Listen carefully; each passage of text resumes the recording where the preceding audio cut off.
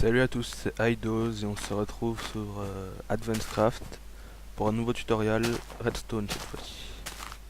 Donc je vais vous montrer aujourd'hui comment faire des mémoires automatiques, des mémoires temporisées, etc. Bon, tout d'abord on est d'accord que un bouton, ça active un piston un certain temps. Un piston, une porte ou n'importe quoi, ça active, ça désactive. Donc la mémoire elle va consister à ce que le piston reste actif quand on appuie sur le bouton, regardez. Il faut aussi savoir que la mémoire joue un rôle d'inverseur. Donc ce qui est en vert sont les inverseurs. En bleu ce sont les lanceurs de mémoire on va dire. Et en rouge ce sera pour reset la mémoire, donc je vous montrerai après. Donc là la mémoire n'est pas activée, le courant normal.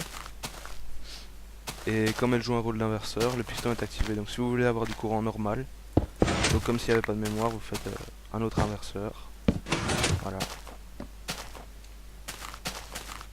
Bon là le bug de stone a un peu fait chier mais c'est pas grave. Donc je vais vous montrer, on va activer le bouton. Voilà, vous voyez que le piston s'active et il ne se désactive pas. Donc ça c'est grâce à la mémoire qui est ici. La mémoire c'est ça. Il suffit de placer, je vous montrerai après comment on les bloque. Donc après vous pouvez reset la mémoire en appuyant sur un autre bouton.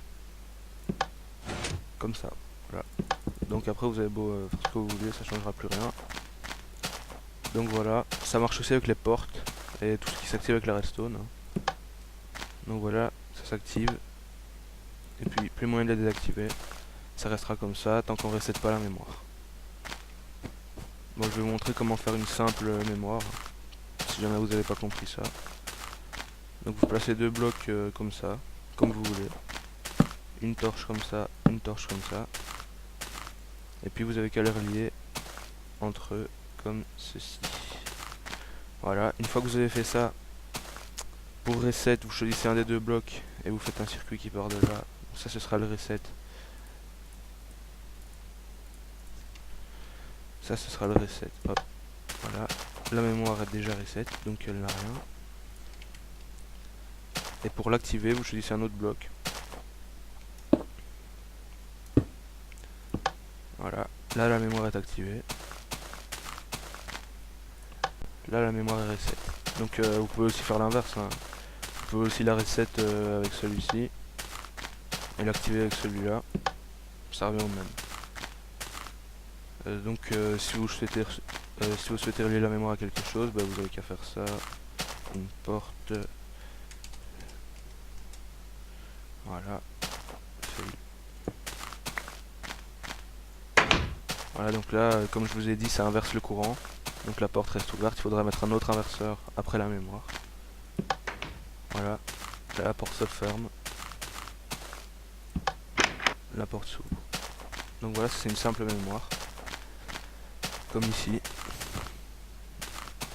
Voilà, ici après vous avez la mémoire automatisée. Donc c'est-à-dire que le bouton va laisser la porte ouverte un certain temps. Mais elle va se refermer toute seule. Donc comme vous le voyez, voilà.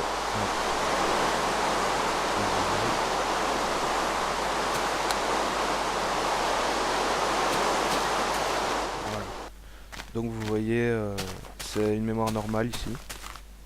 Il y a un inverseur pour que la porte reste fermée, sinon elle sera ouverte.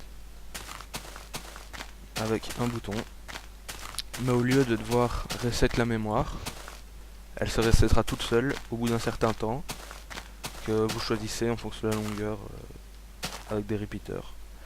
Donc vous reliez le bouton de démarrage à la mémoire comme d'habitude et vous le reliez à un autre circuit qui va en fonction du temps que vous voulez parcourir quand même une grande distance puisque les repeaters sont pas très longs et venir reset automatiquement.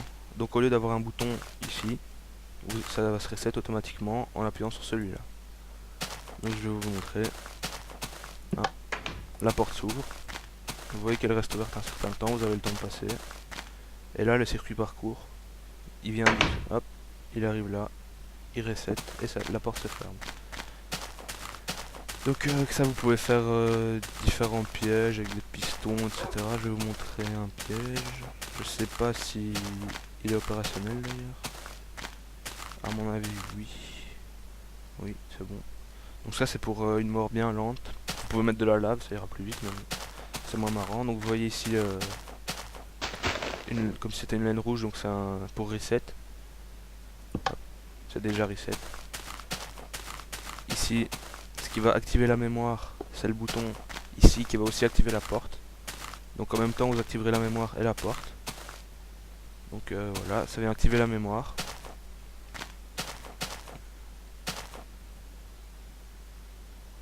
La mémoire qui est faite différemment qu'ailleurs d'ailleurs. Mais apparemment ça fonctionne aussi, je viens de m'en rendre compte. Donc vous avez plusieurs types de mémoire à ce que je vois. Voilà, donc ça c'est la mémoire qui est reliée au piston, à tous les pistons. Et oui, si vous ne le saviez pas aussi, pour relier des pistons qui sont l'un à côté de l'autre, au début j'ai galéré, mais après j'ai trouvé les repeaters, donc vous avez qu'à faire une ligne de redstone avec des repeaters, et ça va accéder à chaque piston, sans problème. De l'autre côté pareil. Donc voilà. Je vais vous montrer comment ça fonctionne. Donc là les pistons sont inversés grâce au courant, puisque la mémoire fait aussi effet d'inverseur comme je vous l'ai dit. Donc ils sont activés. Et comme ils sont activés, il y a un réservoir d'eau ici, avec des blocs de stone en dessous, donc l'eau ne coule pas dans la pièce. À partir du moment où je vais rentrer, comme ceci, hop, les pistons s'ouvrent et l'eau coule. Normalement je dois être un toit. Et vous voyez que les pistons ne se referment pas. Et ils ne se refermeront pas tant qu'on n'aura pas activé, enfin tant qu'on n'aura pas reset la mémoire. Donc hop, reset la mémoire, voilà. Les pistons sont désactivés et vous voyez que l'eau est revenue ici et qu'il y a le bloc de stone. Donc voilà, après vous pouvez faire plein de pièges, je vous en montrerai peut-être d'autres grâce aux mémoires, c'est très pratique. Dans un prochain tuto je vous montrerai les horloges. Je peux vous montrer plein de choses, mais j'ai pas trop d'idées en fait, donc dites-moi ce que vous voulez. J'essayerai de tout faire. Donc voilà, abonnez-vous à ma chaîne et merci. Salut.